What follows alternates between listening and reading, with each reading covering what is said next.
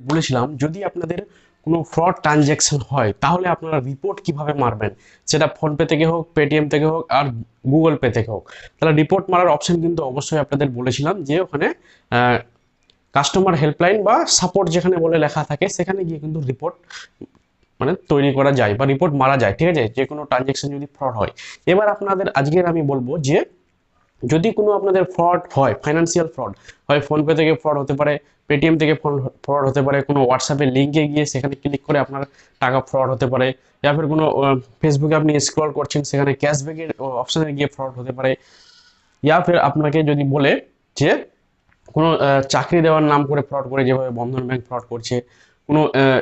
App আপনাকে direct হোয়াটসঅ্যাপে পাঠিয়েছে, সেখানে লিঙ্কে ক্লিক করে আপনি কোনো জায়গায় পাসওয়ার্ড তৈরি করেছেন, সেখান থেকে যদি আপনার টাকা, যে কোনো টাইপের ফাইন্যান্সিয়াল ফ্রড হলে আপনি কমপ্লেন কোথায় করবেন? যদি আপনি নিয়ারেস্ট কোনো থানায় যান, যেহেতু আপনাদের